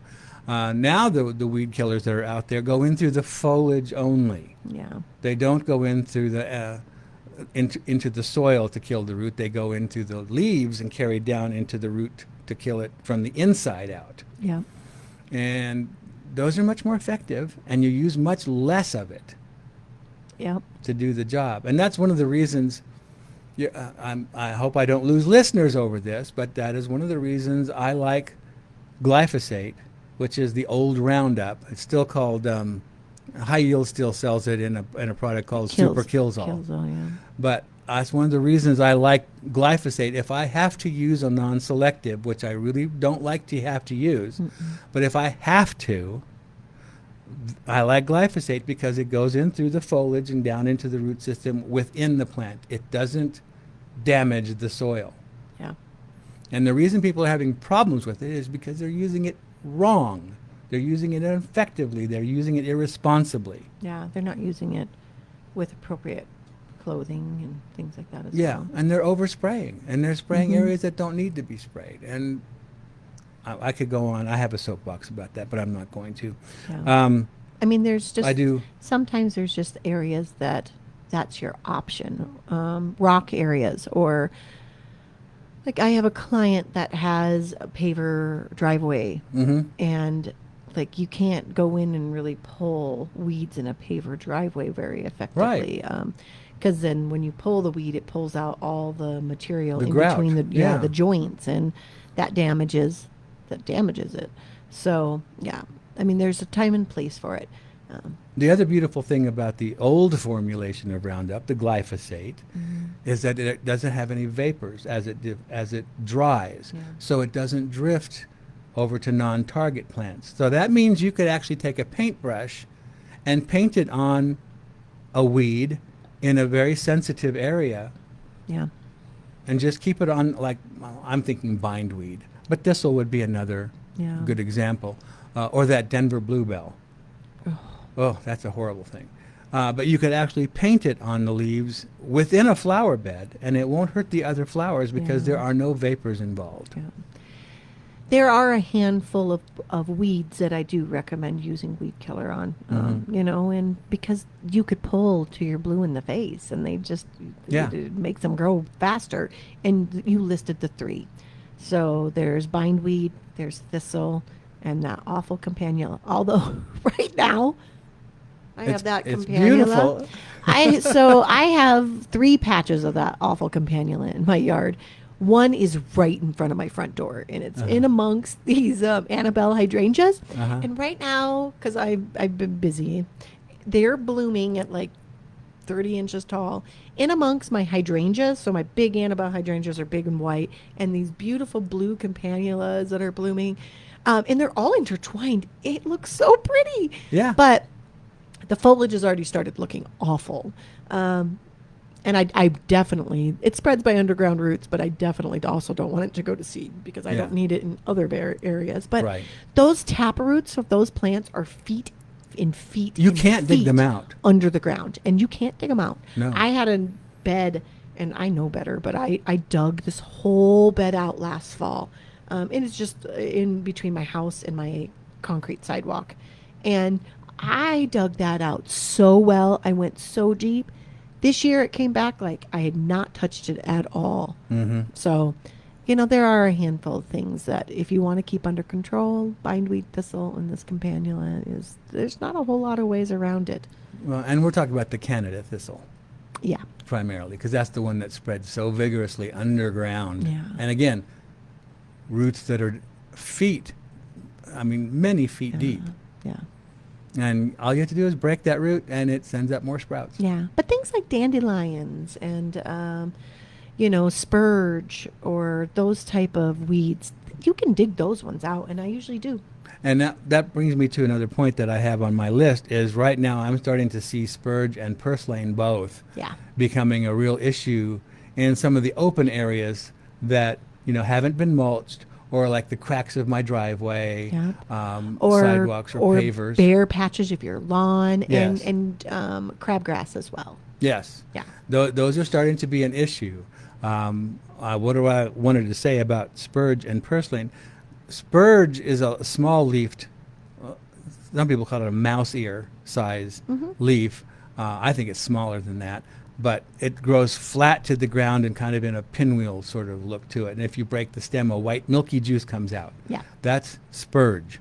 And that in a moist soil is easy to pull out. Or just sever at the soil surface. It's not going to come back. It doesn't come back from the roots. But make sure that you dispose of it when you have pulled it or taken it out. Don't put it in your compost pile, because it's more than likely getting ready to or has already set seed, and that seed lasts for decades in the ground. So put it in the trash can. Purslane looks almost like a jade plant. It's got these thick, round, fleshy, succulent-looking leaves, also low to the ground. They kind of remind me of moss roses. Yeah. Little succulent little thing. And they're related. Yeah. And those are, again, very easy to pull. with a moist soil or just to sever at ground level. They don't resprout. But again, do not put them in the compost pile. And by the way, purslane is edible. I was going to share that too. It's extremely high, I think, in vitamin C. Yeah. I do not like the slimy texture of it. No. Because I've tried to eat it before. But a lot of people will put it into smoothies and things like that. Yeah. It's or cook it like spinach. Yeah, it's extremely healthy for you. Yeah. But and there's another weed that's like edible before we have to take this break, and that's oxalis. Oh, I didn't know this. Okay. Yes. This is something- Oxalis I love learning new things. Oxalis is that little clover-like plant that produces the yellow flowers and the little banana-like fruits The that little stick up. spring-loaded Yeah, the pods. spring-loaded things, when they get mature, they pop open and throw the seed 6, 8, 10 feet in all directions. The foliage is edible. And it's great in salad. You eat it raw. We used to eat it all the time as kids when we were hungry. And I know I grew up in a little town in Kansas. So oxalis was plentiful. It comes in a green leaf form and a purple leaf form. They're both very tasty. They have kind of a tart, almost sour taste to them, but they're great sprinkled into salads.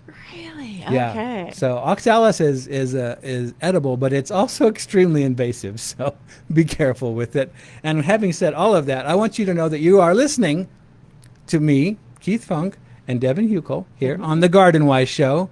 Legends 810. We've got to take a quick break. Well, summer is in full swing now, and look who's back. Those nasty Japanese beetles, and they're ready to wreak havoc on your garden. If you're looking to successfully control Japanese beetles without damaging the environment, look no further than Beetle Gone. From Phylum Bioproducts, derived from a naturally occurring soil bacteria, Beetle Gone is the only organic solution that successfully controls those destructive beetle invaders. Just mix the powder with water and spray on your plants. Once ingested, they stop feeding and die. And since it's an organic BT product, rest assured it's a safe choice to use on your fruits and veggies in addition to your ornamental flowers and trees. Not only does Beetle Gone work on adult Japanese beetles, it is completely safe to use around beneficials such as ladybugs, butterflies, and bees, and has no issues with water toxicity. Beetle Gone from Phylum Bioproducts. Target the pest and not the rest. Gardening in Colorado always comes with its challenges, but Jared's Nursery Gift and Garden Center is here to help. If your flower beds, vegetable gardens, or patio pots are unfinished, there's still time to create the garden you've been dreaming about this season. While it may be too late for a few vegetables, beans, cucumber, squash, and more can still be planted successfully. Jared still has a great selection of fresh bedding plants, along with experienced, friendly staff ready to help you get growing. And for instant color and beauty, be sure to check out their patio pots and hanging baskets. Japanese beetles are beginning to appear, and Jared's has several solutions to help control them. They also carry products to protect ash trees from the emerald ash borer, now found in the Denver area. If bugs, diseases, or other garden problems are getting the upper hand, stop by and talk with the experts at Jared's. Their goal is to help you enjoy your best gardening season ever and create the beautiful landscape you've always wanted. The staff at Jared's would also like to thank our veterans and active military members for their service and sacrifice. Happy birthday, America, and enjoy the Independence Day weekend. Jared's Nursery Gift and Garden Center, family-owned and serving Colorado for 48 years, is located at 10500 West Bowles Avenue, open Monday through Friday from 9 to 6 and weekends from 9 to 5.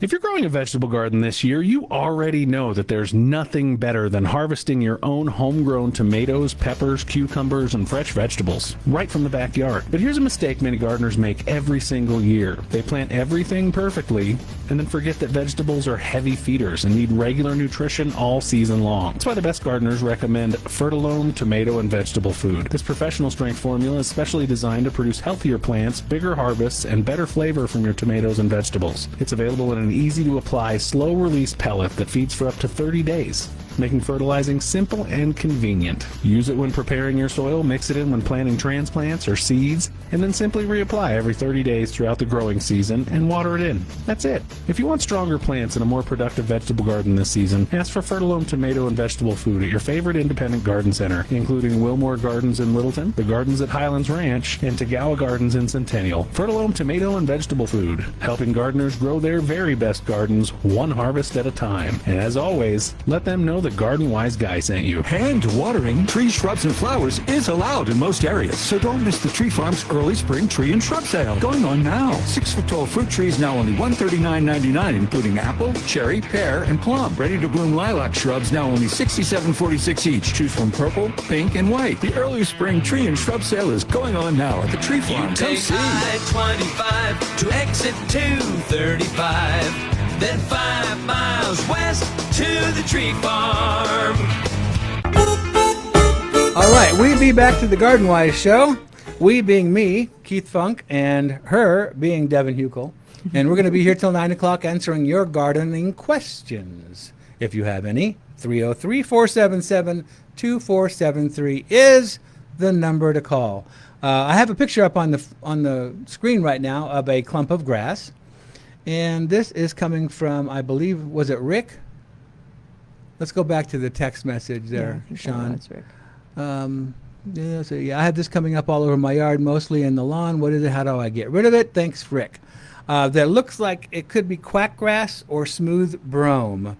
They look very similar. Mm-hmm. That's growing kind of thickly in one spot for quackgrass. Usually it grows more sparsely and spreads out. I'm thinking that might be smooth brome, which is an easy one to just dig out. I don't know of anything that is going to kill it without killing your lawn. Yeah. They're quackgrass too, if you look towards the end of the leaf where it kind of is going to the point, there is a pucker. Just a little bit below the tip, there's like a pinching and a puckering, a gathering of you'll notice it if you've got quackgrass. If you look, it's like a little tiny puckering, like about an inch below the point of the leaf. And if you follow that back, then you know you have quackgrass. That one's a bugger. Now, quackgrass, also another identifying factor on that is the one I usually rely on is when the leaf comes down and attaches to the main stem. There are these two little arms that wrap around the stem, and they're called clasping ligules. So learn that term and impress your friends and neighbors. But these clasping ligules are very identifying part of identifying quackgrass. And it's where the leaf joins the stem. Smooth brome does not have that. Smooth brome, if you look on the underside of the leaf, about halfway up the stem, halfway up the leaf, there's a little M in the leaf that goes across. You can find this little M. Dorothy Borland taught that to me. That's so funny. And I thought I had quackgrass, and I hadn't looked at it closely for those ligules. She said, "Oh no, that's smooth brome," and she showed me this little trick, and I thought, "Oh, that's so obvious now." But yeah, that's a great way to tell smooth brome from quackgrass. That's great. So both of them are a booger. Smooth brome will spread underground, but you can dig out a clump and usually get most of it. With quackgrass, that's a little bit more difficult because it spreads pretty vigorously underground with these white rhizomes, and they're usually 2 or 3 inches below ground, and if you leave any of it behind, it comes right back. Yeah, it's a bugger to get rid of. That is another one that if you've got it, and the hard thing is a lot of times you'll get it in your lawn, or wanting to come up in your flower beds, or I get mine from my neighbor and it wants to come into my flower beds. It's hard to maintain, so that one's it's hard to dig it out. Now, I've found it with quackgrass, especially in a flower bed, if you can really water the area and get it soft, you can with a trowel or I use a soil knife, a hori-hori. I can pry it out of the ground and get most of it, and when and over time, if I just pull the sprouts whenever I see them, eventually it runs out of steam. Yeah, you that is when you can, starve out. Be consistent and get rid of it that way. But whatever it is, whether it's quackgrass or smooth brome or even crabgrass, don't let it go to seed. If you see the seed start, and cheatgrass is the worst. That stuff is seeding everywhere right now, and I'll even go into my neighbor's yard when he's looking and pull it because I don't want it coming into my yard. It is the nastiest. It comes up everywhere. Yeah, and it's got these little dangly seed heads. And it's a fine little grass. Yeah. So it hides itself in amongst your plants really easily. And even if it's only 2 or 3 inches tall, it can still go to seed. Mhm. And it's it pulls easily though. It does. That's a nice thing about cheatgrass. Is Mhm. it pulls easily. That's the only nice thing about it. And I'm And pulling it again, like mad don't right put now. it in your compost pile. Yep. Just Put it in the trash can. Mhm. Because that, You know, your city compost bin might be okay because they really get those usually nice and hot. A big commercial. if you've got a compost, but ours don't. Like your city compost. Oh, But okay. yeah, you probably don't have. I don't city have. We have access to we city. have a recycling bin, but they don't want yard waste in it. No. I'm in Denver, so I get one of those green city. So lots of times I'll put difficult stuff in there because it's a commercial. They've got, big compost piles, which That heat up heat a up, lot yeah. more. My little home compost pile doesn't No. heat up enough to Mine do doesn't either. weed seeds. So No. And I have annual bluegrass that comes up in the cracks of my back patio. And I won't even put young plants that haven't started to seed. I won't even put young plants in my compost bin because they'll continue to grow in the compost pile. Yeah. And then put seed in, and then you're spreading the seed. Actually, you know what? Probably one of my weediest grasses that I deal with the most is just annual bluegrass. Mm-hmm. Yeah. It's that little tufty guy. That, Yeah, it looks like bluegrass. Yeah. And I am forever pulling it. Me too. All right, we've got Larry on the line that wants to talk to us. Good morning, Larry. Morning, guys. Hey, what's going on with you today? Well, I've got a problem. Well, it's a question about should I or shouldn't I? Okay.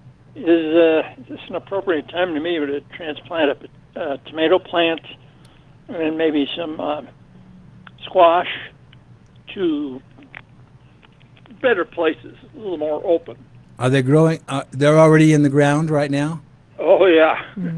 Yeah, I planted them in containers. Okay. 2x4 horse tanks. Oh, 2 feet by 4 foot wide. He's got them in big Yeah. horse troughs. So Well, yeah, you could move the horse troughs, but if your tomatoes are very big, I mean, if they've been in there for a month or so. two, it's going to be really difficult on the plant. Yeah, I wouldn't do it at all to the squash. No. I wouldn't do it to the tomato plant either, but you'd have better success with the tomato plant than you ever would the squash. The squash is almost 100% guaranteed death on that one. Yeah, and you can still plant squash seed in Yeah, this other place that you're thinking of planting them. Go ahead, as long as they're summer squash, like the yellow crookneck or straight neck or the zucchini. Yeah. Well, I've got zucchini, and I've got a couple of acorn squash. That's the other one that we really like. Uh-huh. And they're in with, I made a mistake. I put them in with the tomatoes when everything was small. Yeah. And they're alive and they're growing, even fruiting, Uh-huh. but they're not growing. They're not spreading. They're not getting big. How much sun are they getting? Well, another mistake I made. I planted them in a horse trough facing east-west, long ways. And it's the morning sun is shaded by a huge old cottonwood, and then right in front of the tomato trough, there's tall asparagus. So yeah, they get about half-day sun. But it sounds like it's afternoon sun that they get. Yeah. Well, that would be better than just morning sun. Yeah. If you had a choice, I'd prefer the afternoon sun for those plants. Yeah, but you said that the squash are not vining out? Well, no, they're not. They're not expanding, not growing. But you said they're fruiting. Yeah, one of them is. Yeah, Okay. I've got a couple little squash on there. Okay. I don't know yet whether they're male or female. Definitely have And flowers. one of the other plants has a flower on it, but no fruit. Well, squash have male and female flowers separately on the same plant. And you can always tell the difference because the male flower has just a little skinny stem behind it, and the female flower has a preformed squash behind it. So a little bulb. Oh, yeah, it looks like a little baby Yeah. squash. And so if you're not having bees do the pollinating for you, you're going to have to do it yourself. I got to do it. Yeah. Yeah. And just pick the male Get my flower, little paintbrush and well, you can do that, or what I feather. do is I pick the male flower, pull the petals off, so that all you have left is the male portion, and just go around and stick it in the female flowers and swish it around. Okay. And then other thing, just make sure you're watering consistently. You know, those metal troughs put out a bit of heat, and so just make sure that you're watering consistently, and when you water really well and thoroughly, and then deeply, and then water, and then fertilize if you're not fertilizing, either with a liquid fertilizer or like a granular powdered fertilizer. Mm-hmm. Yeah, I'm using the Fertilome. The standard garden. 20. The No, not that. But the granular gardener special.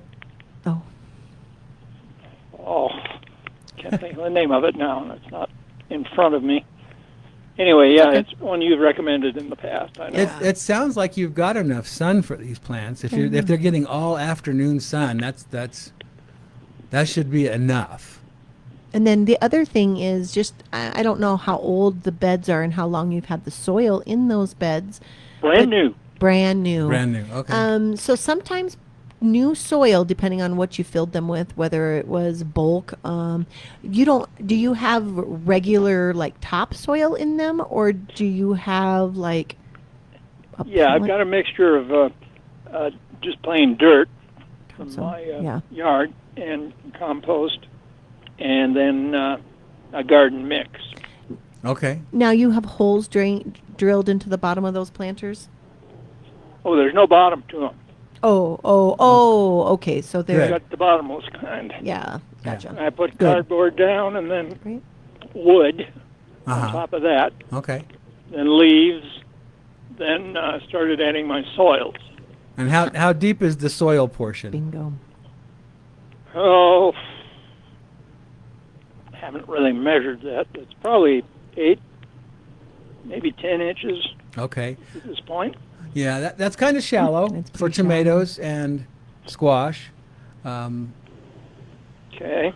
So that they're going to dry out faster, and they're going to need more, and they're going to need pretty regular fertilization because you're going to have to be watering more frequently. That depth. I mean, for tomatoes and vegetables, I would prefer 14 to 16 inches of depth in a raised bed of soil. Okay, I add some garden soil on top around those. Around the tomatoes you can, but Just I wouldn't not the go squash. too deep, but not the squash. Just So leave the squash. at this point, I would just not add any more soil to it. Just in the fall, you could add some when you are done harvesting everything and everything's dead and you pull all the foliage out. Yeah. Then you can add more soil to it, or next spring. Yeah. Okay. Well, I've got tin cans with holes in the bottom of them planted with the tomatoes. And I fill those Oh, good. twice when I water, and I've been getting pretty regular water on them. Good. I've got some nice tomatoes developing. Good. Great. So just your Roma squash are and, struggling.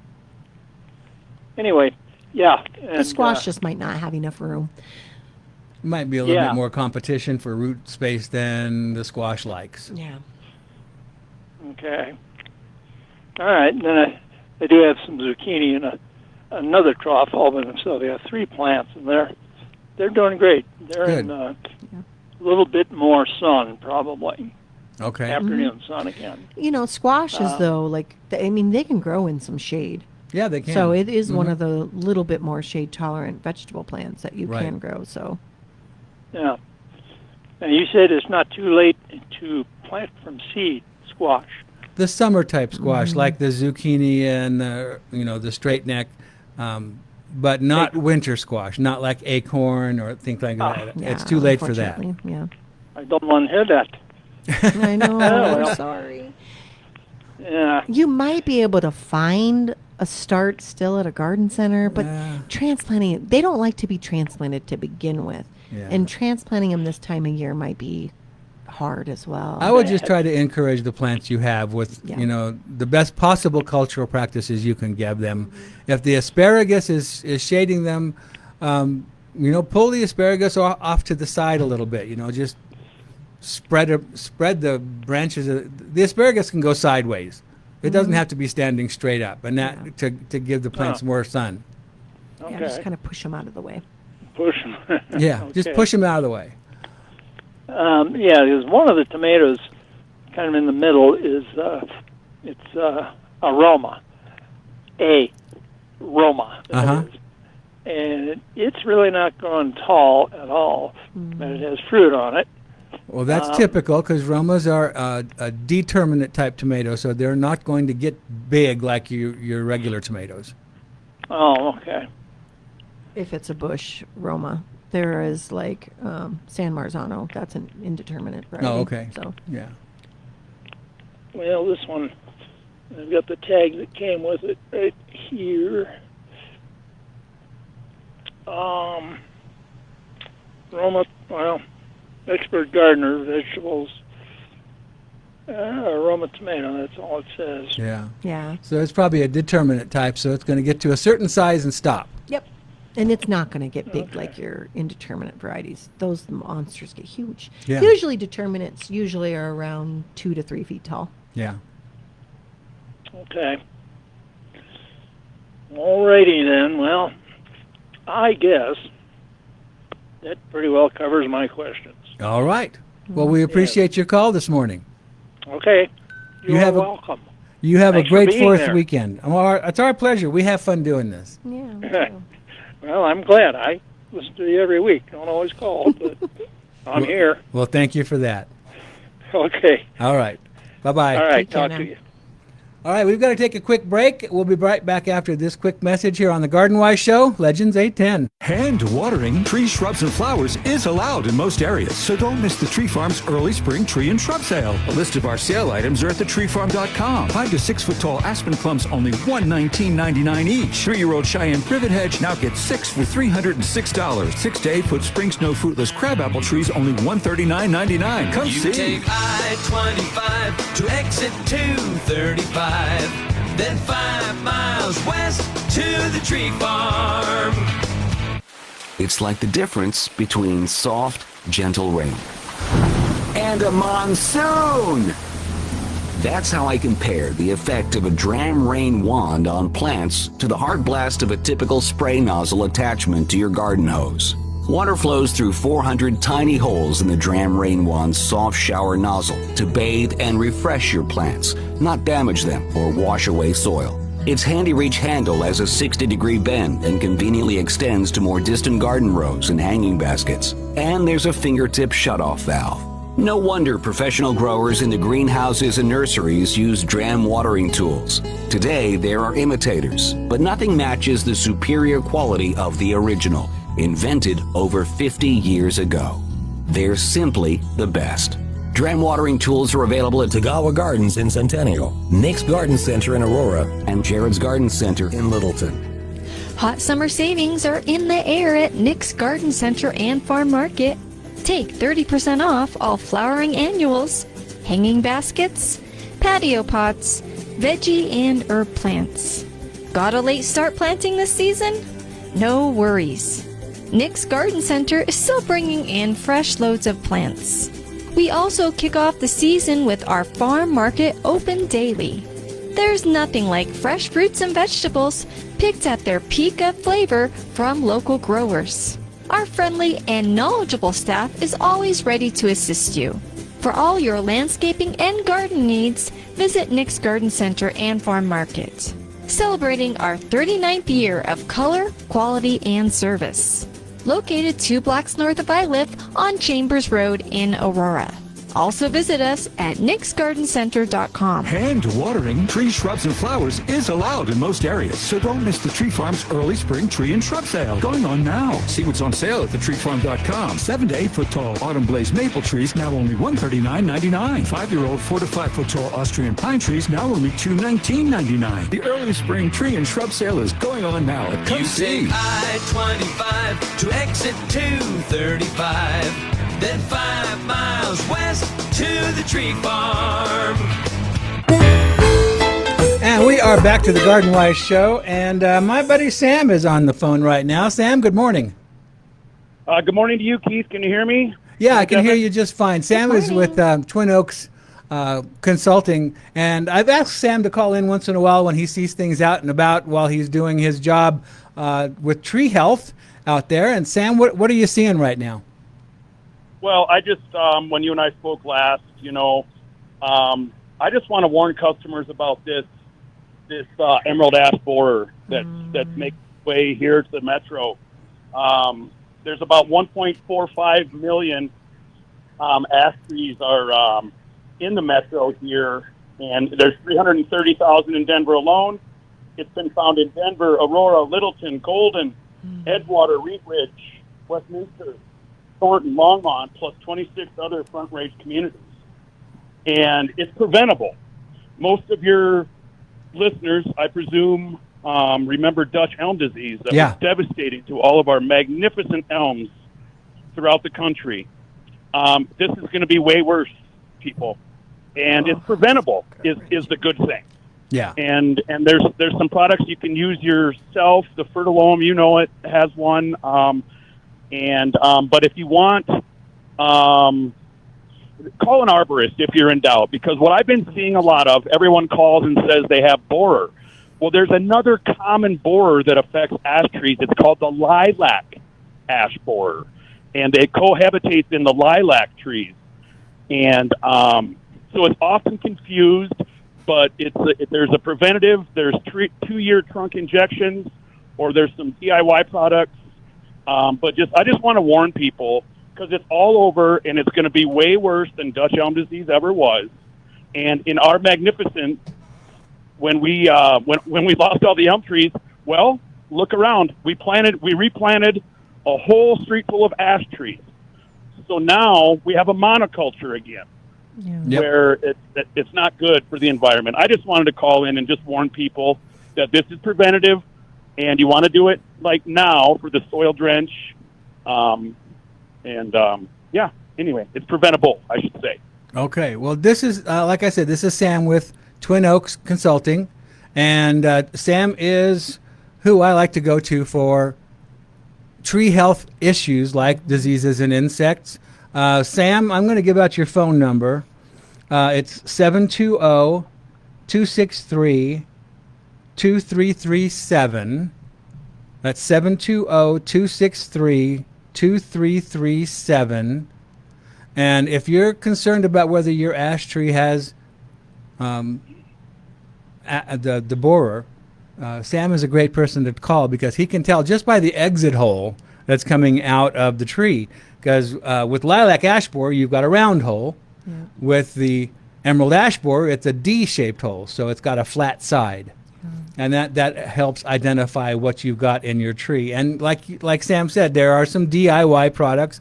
But if you've got an ash tree that is, approaching 2 feet in diameter or more, the DIY products don't work nearly as well as having a professional like Sam come and take care of it for you. Yeah, they have trunk sprays that they can spray on the trunk, and then they have injections they can do. And I have a big, beautiful green ash tree in my backyard, and I have an autumn purple ash tree in my front yard. And the green ash tree is a green ash tree, so she's a little wonky and a little lopsided. She's lost some branches. Like the ugly cousin, or I know. No, but I call her like just magnificent. Oh, and I have the most beautiful tree on the entire block. And you treat yours every 2 years. Oh, every 2 years, and I will. This year was my treatment year, and I will continue to do so and pray that they find a better solution for the insect and not just a preventative treatment for the tree. There is nothing like that autumn purple ash fall color. There's no other tree. It's fabulous. Yeah. And clean, and but thank you for allowing me to chime in, you guys. You bet. Please, so if anybody wants to know more about Sam, give us a call here, and we can give out his phone number again and his website. So thank you, Sam. We appreciate it. Anytime. Take care. All right, let's jump back out to the phones. We've got Joe waiting to talk to us. Good morning, Joe. Morning. I have a bunch of weeds that just popped up in my strawberry bed. I don't know what they are. They're wide and flat, and it seems like down close to the stem they're red. Do you know what that would be? Red stems? Plantain? They kind of lay low to the ground and Big, wide leaves? yeah, a little bit wide, not huge wide, but I didn't know if it was crabgrass or quackgrass or what. But And is it a grass or is it a broadleaf weed? Does it have round leaves? oh, gee, they're already pulled up and in the composter. It just lays flat to the ground. Yeah. And like I say, it's very noticeably red. That sounds down like close to the purslane. It sounds like purslane, Yeah, but but yeah. purslane No, or it doesn't have the spurge. little round leaves. Or Yeah, spurge. spurge, purslane, because both of the and crabgrass, they all are very prostrate. They Flat to lay the ground, flat yeah. to the ground. Okay. So, Well, but they I know pull the easy. purslane, and it's not the little bitty leaves and the close together. It's kind of like big, tough stems that don't have a lot of leaves, but they're kind of flat to the ground and tough-looking leaves, long, narrow. Yeah, that could be crabgrass. That could be crabgrass. Yeah, Yeah. it's And they it's have the really red. growing now. They do have the reddish purple center. Yeah. Okay, now I had someone here helping me do weeding yesterday, and I just had them get rid of all the weeds that were around, and I said dump them in the compost. So there is that purslane, the little mouse ear ones, Yeah. and this wide one I was just telling you about. So that's already put in the composter. I have one of those black metal ones you turn. Yeah. Okay. Is there a chance that those weeds, that I think you said don't put them in the compost, is there a chance that they would heat up enough to kill any seeds? I didn't see any seeds on them yet. Sure. Yeah, if you got them before they went to seed, you're probably just fine. Mhm. And since you're turning it on a regular basis, that will help a lot. Make sure you add water to those too, Yeah. occasionally, because they are not open to natural elements. So not that any of us are getting any rain, but but yeah, I make sure you didn't add know water. if I should go in and try to pick out those ones that No. you I said wouldn't. not to put in. No, don't bother. Yeah, I wouldn't. Okay. So when the compost, like maybe this fall, when it's more finished and usually ready to use, should I look for any of those then and get rid of them, or anything else I shouldn't put out on the garden that's hopefully been composted? But Well, if you still see recognizable plant material in your compost, then throw it back in the bin and continue composting it. I always screen mine so that I don't have big old chunks of stuff. yeah, I use half-inch hardware cloth to screen mine. Yeah. yeah, I've got some of that. But so should I just plan on this bunch, leaving it in the composter maybe on through the winter till next summer, and hopefully it'll be really rotted all up and composted? Or Hopefully, yeah, that would be fine. okay, yeah, I shouldn't need to use it this fall. So Yeah. okay, I just didn't know what that red stem stuff was. I hadn't seen that before. Yeah, so- next time take a picture of it, and you can always send us Yeah. to it so we could. But be sure and get some mulch on the ground, and that'll help keep them from coming back. Yeah. Okay. All right. Thank you. You bet. Thanks for calling. All right, we have some text messages here about blanket flower, and it should be a nice tough plant to use here. This is from Jeff in Littleton, but he's having problems with it making it through the winter. Is that the one from Jeff? Yeah. Is that the bottom one there, Sean? Yeah, that's blanket flower. Gaillardia is another name for it. That might be the picture. Oh yeah, no, it was that one. We've who- got, oddly enough, we've got 2 back-to-back text messages about Gaillardia. Yeah, yeah. And one is how to get it to overwinter, and the other text message is how to deadhead it. Yeah. So overwintering, some of the varieties are a little more sensitive to overwintering. My favorite is Arizona Sun because it's a shorter variety.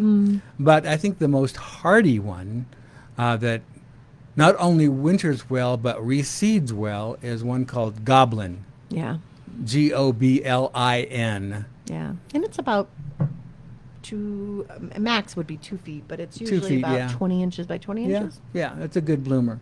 And to deadhead Gaillardia, you want to cut the stems, follow the stem all the way back down to the foliage where it branches, and then usually there's some side branches coming and going to produce some more flowers, so cut just above that.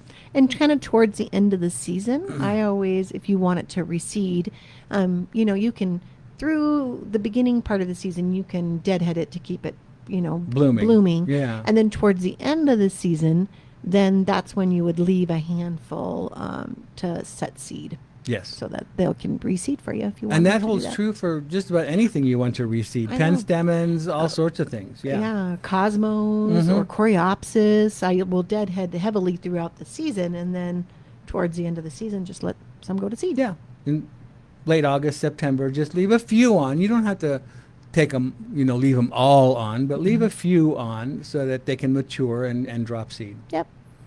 That's a great way to do it. And with petunias, the same thing. If you're deadheading petunias, you want to cut below the flower itself, the little stem that attaches to the main plant. You want to cut that little stem, just below the flower. Yep. And that will. But a lot of the petunias that are being produced now are kind of self-cleaning and they're sterile. Yeah, which so is they're lovely. They're not going to reseed much. At all. That's what like the Calibrachoas, the big fame to those for a long time was the fact that they didn't go to seed. Yeah. And so and the wave petunias. And so a lot of the like Calatunias and Supertunias and a lot of those are Million Bells. Yeah. Yep, all of those. Yeah. Most of those are sterile and don't go to seed. And that's why they're so expensive, because they all have to be produced from cuttings. Yeah. And that's why you don't find them in 6-packs typically. Like we used to do when everything was grown from seed. Yep. But anyway, so that hopefully that helps with the Gaillardia questions. Yes, the Gaillardia questions. Yeah, we got 2 of them. All right, let's see. Denver has been cutting. Pardon me? Oh, okay. What do we got for phone calls? We've got Bob on the line. Okay, good morning, Bob. Thanks for calling the GardenWise Show. Yeah, just a couple of questions. Someone bought a gardenia at Home Depot for the outside, Gardenia Summer Snow. Uh-huh. I wonder what have you seen any of those? What's Is it the chance gardenia on or those? hydrangea? Gardenia. Gardenia Summer Snow. Okay, and that cultivar allegedly is more hardy, and it's a proven winner or whatever. It's and my not other hardy. question is, it's not hardy here. The tag says to 10 below. Yeah, and we get to 25 below. Consistently. So you're talking about zone 7 versus zone 5. Okay. And how about your opinion on those tree bags that people are putting around the trees? Oh, I think they're fantastic as long as you refill them. That's the problem I see with so many of them is they're filled once and then nobody ever goes back and fills them again. Okay. So you do need to refill them when they empty. Yeah. And they're great for young plants. Young trees, yeah. Young trees. But they're not great for, trees that have been in ground for 5 years because they have, at that point, they have roots way beyond that original root ball, the immediate area right around the trunk. And take them off for the winter. And somehow the water just drips I haven't read about it, just very slowly out of those bags. Yes. That's the idea. Yeah, exactly. And then you want to make sure you take them off for the winter. Yeah. Okay, thank you. Oh, well, you bet. Thanks for calling. We appreciate it, Bob. Yeah. I think another problem we would have with that gardenia, even it might have survived a winter like this winter because it was so mild, but gardenias come from a lot more humid climates than here. Even if we try to go a gardenia as a house plant here, we struggle really a lot with them because they like a lot of humidity, and our climate, even in the house during the wintertime, is just way too dry for it. And plus they want an acid soil. Yeah. We don't have acid soils here. Yeah. And so I don't know of any gardenias that are hardy in zone 5. Yeah. Regardless of what Proven Winner says. Well, and we've got it. It is a hardier. They're claiming it's a 6 through 10. A 6 through 10. But okay. that's really pushing it. Yeah. Yeah. But you still have to have an acidic soil. It's kind of like growing blueberries here, right? Like, even if it's temperature hardy, the other factors are huge. You know, Yeah. our elevation too has a huge play in it. Our sunlight is way more intense. And our water is alkaline. Mhm. So you not only have alkaline soil, you have alkaline water, and you're trying to grow a plant that likes to be in an acid soil of about 5 or 5.5 pH. Yeah. It's a struggle. It's a real struggle. Now I know people who do have success with growing gardenias as a house plant, but it's a unique situation. You have to have it in just the right spot. And we can go in, we could talk about gardenias for hours, and it's just not one of those plants that is easy to grow here. Yeah. So that music means we have to get out of here for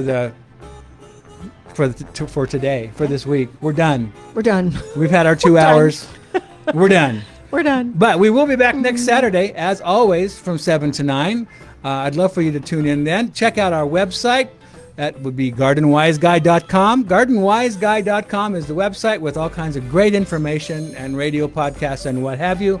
But until next weekend, be sure to keep your shovel sharp. Be careful where you dibble. Have a great 4th of July. And we will talk to you next Saturday on the Garden Wise Show here on Legends 810.